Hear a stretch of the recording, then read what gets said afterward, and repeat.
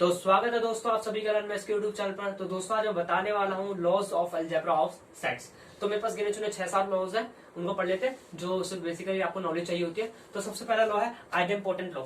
आपको नेम के हिसाब से याद होना चाहिए क्योंकि आपके पास 1 मार्क्स का क्वेश्चन आ सकता है कि ये लॉ होता कैसा है, दिखता कैसा है। तो आप देख लो कि मेरे पास एक सेट है, खाली एक सेट, वो उसके साथ उसका सेट आइडेम्पोर्टेंट लॉ कहता है कि ए यूनियन ए जो होता है वो ए होता है और ए इंटरसेक्शन ए जो होता है ए होता है। ये मैंने इंटरसेक्शन और यूनियन वाली प्रॉपर्टीज में बता रखा है, तो ज्यादा इतना डीपली जाने की जरूरत नहीं है। आइडेंटिटी लॉ क्या कहता है कि किसी भी सेट का मैं अगर यूनियन करूं एम्प्टी सेट के साथ तो वापस से हो जाता है, ये भी बता रखा है मैंने।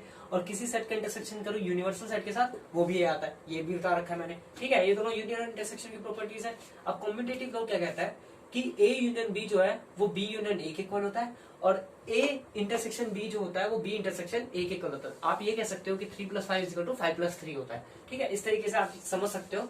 ठीक है, अब ऐसी एसोसिएटिव लॉ क्या कहता है कि A union B union C. इसका मतलब क्या है कि ब्रैकेट वाले को मैंने पहले यूनियन किया, मतलब कि पहले मैंने बी यूनियन सी किया, फिर जो आंसर आया उसका मैंने यूनियन किया ए के साथ। वो इक्वल होगा अगर मैं पहले ए यूनियन बी कर दूं और बाद में सी के साथ कर दूं। ये मैं वेन डायग्राम से आपको सब कुछ समझा दूंगा। ठीक है, तो ऐसे ही वो A intersection B intersection C में अगर मैं पहले लास्ट वाले दो का इंटरसेक्शन करके पहले वाले के साथ करूं वो इक्वल होगा पहले दो के साथ करने के बाद अगले वाला कर दूं, ये दोनों इक्वल होते हैं। अब आता है डिस्ट्रीब्यूटिव लॉ।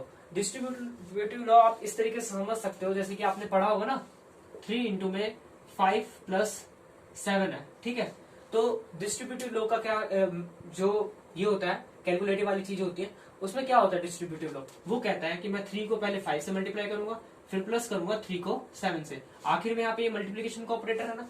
तो ये क्या किया मैंने, इस ऑपरेटर को इसके साथ मल्टीप्लाई किया और जो अंदर वाला है वहीं पे सेम रखा और ऐसे ये कर दिया।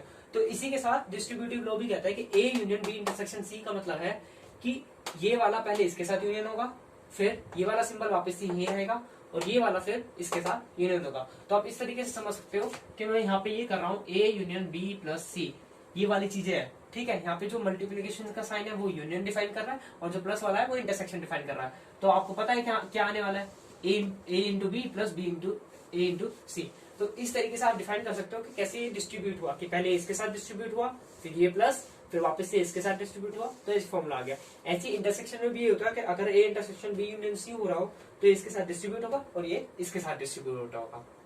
तो बेसिकली डिमॉर्गन लॉ होता क्या है, डिमॉर्गन लॉ कहता है कि अगर मेरे पास दो ए यूनियन बी है, अगर मैं उसको कॉम्प्लीमेंट करूं तो मेरे पास आएगा A complement intersection B complement. ठीक है, और ऐसे ही मैं अगर ए इंटरसेक्शन बी है उसका कॉम्प्लीमेंट करूं तो मेरे पास A complement union B complement आ जाएगा। इसका मतलब अगर आपको याद करना तो इस तरीके से कर सकते हो, यूनियन का कॉम्प्लीमेंट आगे जाके इंटरसेक्शन लाके देगा इक्वल टू में, और इंटरसेक्शन का कॉम्प्लीमेंट आपको यूनियन लाके देगा। ठीक है, अगर आपको वेन डायग्राम का प्रूफ देखना है तो मैं एक का बता देता हूँ।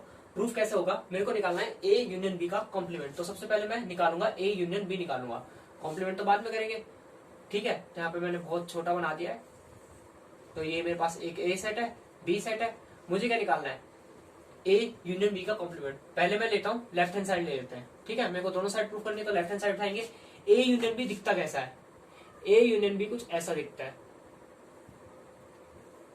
ठीक है, ए यूनियन बी कुछ ऐसा दिखता है और ये यूनिवर्सल सेट है। ठीक है, तो ए यूनियन बी ऐसा दिखता है और यहीं से अगर मैं ए यूनियन बी का कॉम्प्लीमेंट निकालू तो कैसा आएगा।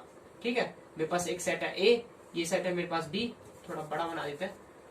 मेरे पास एक सेट है ए और ये मेरे पास है सेट बी, ए बी, और यहां से मेरे को निकालना है ए यूनियन बी का कॉम्प्लीमेंट। ठीक है, मेरे को जिस सेट को निकालना था पहले वो बना दिया, अब मैं उसका कॉम्प्लीमेंट निकालता हूँ। तो कॉम्प्लीमेंट कहता क्या है कि एक पूरे यूनिवर्सल सेट में से जो सेट का कॉम्प्लीमेंट हो रहा है उसे बाहर फेंक दो। ठीक है, तो अगर मैं इसमें से ये शेडेड रीजन इस पूरे व्हाइट इस अंदर वाले बॉक्स के अंदर से अगर मैं शेडेड रीजन हटा दूं तो क्या बचेगा मेरे पास, ये वाला एरिया बचेगा।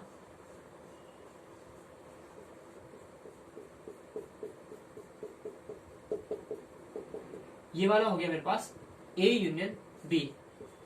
ठीक है, यहाँ पे ए यूनियन बी गिवन था और यहाँ पे मैंने ए यूनियन बी का कॉम्प्लीमेंट निकाल दिया, तो मेरे पास ये शेडेड रीजन आया। अब मुझे कुछ ऐसा जुगाड़ करना है, मतलब जुगाड़ नहीं, मेरे को अगर इसके इक्वल प्रूफ करना है, वेन डायग्राम से प्रूफ करना है, तो मुझे जो राइट हैंड साइड से जो वेन डायग्राम आएगा वो भी लास्ट में यही आना चाहिए। ठीक है, तो ऐसे साइड में क्या बोला है कि मेरे को ए कॉम्प्लीमेंट और बी कॉम्प्लीमेंट का इंटरसेक्शन निकालना है। तो सबसे पहले हम ए कॉम्प्लीमेंट निकालेंगे, ए कॉम्प्लीमेंट दिखता कैसा। ठीक है, यह है मेरे पास एक सेट ए, यह है मेरे पास सेट बी। ठीक है, ये है सेट ए और ये है मेरे पास सेट बी। मुझे निकालना है ए कॉम्प्लीमेंट। तो ए कॉम्प्लीमेंट दिखता कैसा होगा, एक ऐसा सेट जिसमें ए नहीं आ रहा, तो वो कैसा होगा, ये जितना भी ए के बाहर वाला रीजन है वो सारा होगा। ठीक है, जितना भी ए के बाहर वाला रीजन है, तो मैं ए को अंदर लिख देता हूं। ठीक है, ये ए के बाहर वाला रीजन, ये लाइन भी हटा देते हैं जिससे आपको थोड़ा आसानी हो जाए। ए के बाहर वाला रीजन सारा क्या होगा, ए कॉम्प्लीमेंट होगा। ठीक है, अब आते हैं बी कॉम्प्लीमेंट पे, क्योंकि यहाँ पे मेरे को बी कॉम्प्लीमेंट की भी जरूरत है, तभी तो इंटरसेक्शन करेंगे, है ना। तो यहाँ से बी कॉम्प्लीमेंट निकालते हैं। यहाँ पे ए सेट है, ये बी सेट है, ये ए है, ये बी है। अब मेरे को बी कॉम्प्लीमेंट निकालना है, बी डैश यूज कर लेते हैं, अगर सारी जगह डैश यूज हुआ है तो बी कॉम्प्लीमेंट निकालना है। तो बी कॉम्प्लीमेंट का मतलब क्या है, एक ऐसा सेट जिसमें बी नहीं आता, तो बी के बाहर वाला सारा रीजन होगा बी कॉम्प्लीमेंट जो डिफाइन कर रहा होगा।